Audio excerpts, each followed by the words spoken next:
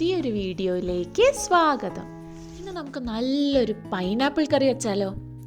അതിനായിട്ട് ആദ്യമേ ഒരു പൈനാപ്പിൾ എങ്ങനെ ഈസി ആയിട്ട് കട്ട് ചെയ്യാമെന്ന് നോക്കാം. കുറച്ചധികം പേർക്കും പൈനാപ്പിൾ കട്ട് ചെയ്യൽ ഇച്ചിരി ഡിഫിക്കൽട്ട് ആയിരിക്കുമെന്ന് ഞാൻ വിചാരിക്കുന്നു. അപ്പോൾ ഇങ്ങനെ ഒരു കട്ട് ചെയ്യുന്ന ഡീറ്റെയിൽ വീഡിയോ നിങ്ങൾക്ക് ഹെൽപ്ഫുൾ ആവുമെന്ന് എനിക്ക് തോന്നി. അതാണ് ഇത് മൊത്തം റെക്കോർഡ് ചെയ്യാമെന്ന് ഞാൻ വിചാരിച്ചത്.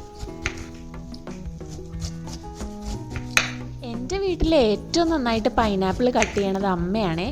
അമ്മയ്ക്കിത് ഭയങ്കര സിമ്പിൾ ടാസ്ക്കാണ്. നോക്കിക്കേ, അമ്മ എത്ര പേഷ്യൻസോടുകൂടി എത്ര സിമ്പിളായിട്ടാണ് പൈനാപ്പിൾ കട്ട് ചെയ്യുന്നതെന്ന്. ഇത്രയും എളുപ്പത്തിൽ കട്ട് ചെയ്യാനായിട്ട് അമ്മ പെട്ടെന്നൊരു സുപ്രഭാതത്തിൽ പഠിച്ചതൊന്നും ആയിരിക്കില്ല.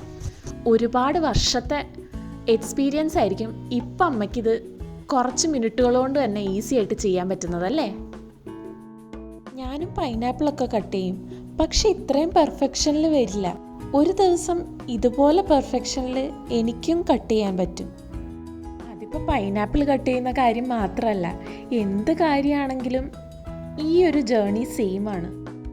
ഒത്തിരി മിസ്റ്റേക്കുകൾ തുടക്കം ഉണ്ടാക്കിയിട്ടേ നമുക്കൊരു കാര്യം ഇത്ര സിമ്പിളായി പെർഫെക്ഷനിലേക്ക് എത്തിക്കാൻ പറ്റും. പക്ഷെ നമ്മൾ ആ മിസ്റ്റേക്കുകൾ ഉണ്ടാക്കുന്ന ടൈമില്ലേ, അതാണ് ഏറ്റവും ഇമ്പോർട്ടൻ്റ് എന്ന് എനിക്ക് തോന്നുന്നു. കാരണം ആ സമയങ്ങളിൽ നമ്മളെ കുത്തി നോവിക്കാനും നമ്മളുടെ മിസ്റ്റേക്കുകൾ വലിയ എന്തോ കാര്യമാക്കി എടുത്തു കാണിക്കാനും ഒരുപാട് ആളുകൾ ഉണ്ടാവൂലേ. പക്ഷെ അതിലൊന്നും തളരാതെ നമ്മൾ മുന്നോട്ട് ഇതൊരു ജേർണിയുടെ പാർട്ടാണെന്ന് മനസ്സിലാക്കി മുന്നോട്ട് പോകുമ്പോഴാണ് നമ്മൾ നമ്മളുടെ ഗോൾ അച്ചീവ് ചെയ്യുക. ഒരു പൈനാപ്പിൾ ഇത്രമാത്രം ചിന്തിപ്പിക്കുമോ എന്ന് ചോദിച്ചാൽ എനിക്കറിയില്ല. ചുരുക്കത്തിൽ ഇത്രയേ ഉള്ളൂ, ട്രസ്റ്റ് ദി പ്രോസസ്. അങ്ങനെ പൈനാപ്പിൾ കട്ടിങ് അവസാനത്തെ സ്റ്റേജിലേക്ക് എത്തി.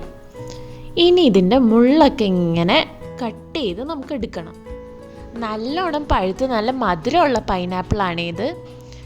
ഇത് വെച്ച് പുളിശ്ശേരി ഉണ്ടാക്കി കഴിഞ്ഞാൽ സൂപ്പറായിരിക്കും. പൈനാപ്പിൾ കറി എനിക്ക് ഒത്തിരി ഇഷ്ടമാണ്. ഈ കാലറീസൊക്കെ നോക്കി ഫുഡ് കഴിക്കുന്ന ആൾക്കാരാണെങ്കിലേ പൈനാപ്പിൾ അടിപൊളിയാണ്. 100 ഗ്രാമിൽ 50 കാലറീസേ ഉള്ളൂ.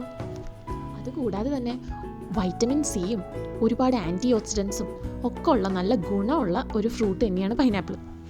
എൻ്റെ അമ്മച്ചിയൊക്കെ പൈനാപ്പിൾ ഒത്തിരി കഴിച്ചുകൂടാന്ന് പറയും. അത് ശരി തന്നെയാണ് കേട്ടോ. എല്ലാം ഒരു മോഡറേഷനിലാണ് നമ്മൾ കഴിക്കാൻ പാടുള്ളൂ. പൈനാപ്പിൾ ഒരു ഹാഫ് കഴിക്കാൻ വേണ്ടിയിട്ട് മാറ്റി വെച്ചേ, ബാക്കിയാണ് ഞാൻ പൈനാപ്പിൾ കറിക്കായിട്ട് എടുക്കുന്നത്. അതിങ്ങനെ ചെറുതായിട്ട് കട്ട് ചെയ്ത് മാറ്റി വെച്ചതിന് ശേഷം ഒരു ചട്ടി എടുത്ത് അതിലേക്ക് വേപ്പില, പച്ചമുളക്, മഞ്ഞൾപ്പൊടി, മുളക് പൊടി, ആവശ്യത്തിന് ഉപ്പ്, ഇച്ചിരി വെളിച്ചെണ്ണ, ഇത്രയും ചേർക്കുക. പിന്നെ പൈനാപ്പിളും കൂടി അതിലേക്കിട്ട് അത് വേവാൻ ആവശ്യമായ വെള്ളം ഒഴിച്ച് അടുപ്പത്തേക്ക് വെക്കാം. അത് വേവുമ്പോഴേക്കും നമുക്ക് ഒരു സൈഡിൽ തേങ്ങ, ഒരല്ലി വെളുത്തുള്ളി, ഇത്തിരി ജീരകം, വെള്ളവും ചേർത്ത് അരച്ചെടുക്കാം. എന്നിട്ട് അതിലേക്ക് ഇച്ചിരി തൈരും കൂടി ആഡ് ചെയ്ത് വീണ്ടും അരച്ചെടുക്കാം. ആ കൂട്ട് നമുക്ക് വെന്ത പൈനാപ്പിളിൻ്റെ ഈ കൂട്ടിലേക്ക് ഒഴിച്ച് നല്ലോണം ഒന്ന് തിളപ്പിച്ചെടുക്കാം. നല്ല സിമ്പിൾ റെസിപ്പി അല്ലേ ഇത്? ഇതിനെ അധികമായിട്ട് കോംപ്ലിക്കേറ്റഡ് ആക്കേണ്ട ആവശ്യമില്ല. ഇത്ര എളുപ്പത്തിൽ തന്നെ നമുക്ക് ചെയ്തെടുക്കാം. നമുക്കിനി താളിക്കാനായിട്ട് കടുക് പൊട്ടിച്ചതിന് ശേഷം അതിലേക്ക് വറ്റൽമുളകും ചെറിയുള്ളി, വേപ്പില ഇതൊക്കെ ചേർത്ത് നന്നായിട്ടൊന്ന് മൊരിച്ചെടുക്കാം. അതിലേക്ക് ഒരു ഇച്ചിരി കാശ്മീരി മുളക് പൊടിയും കൂടി ആഡ് ചെയ്ത് കഴിഞ്ഞാൽ നല്ലൊരു കളറ് കിട്ടും കറിക്ക്. പൈനാപ്പിൾ കറി റെഡി. ഈ വീഡിയോ ഇഷ്ടപ്പെട്ടിട്ടുണ്ടെങ്കിൽ എല്ലാവരും ഒന്ന് സപ്പോർട്ട് ചെയ്യണേ. അടുത്തൊരു വീഡിയോയിൽ വീണ്ടും കാണാം. Thanks for watching. ബൈ.